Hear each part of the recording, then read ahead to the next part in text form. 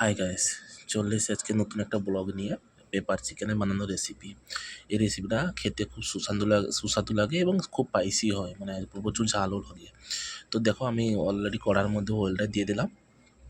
তো অয়েলটা একটু গরম হয়ে যাওয়ার পরে এর মধ্যে আমি শুকনো লঙ্কা এবং কারি পাতা অ্যাড করে দিলাম।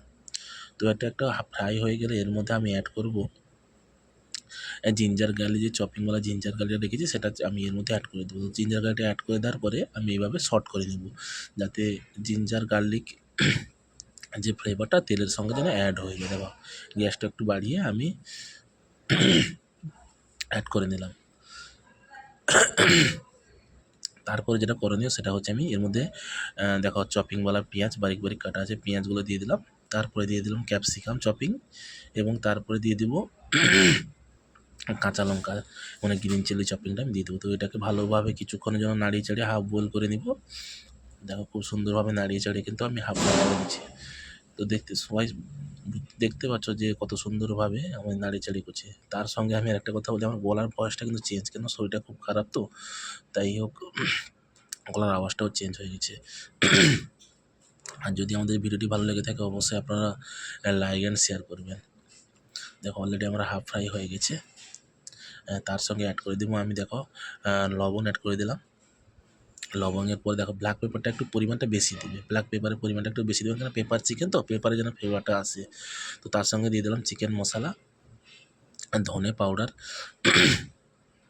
তার সঙ্গে দিয়ে দিলাম একটু গুঁড়া লঙ্কা।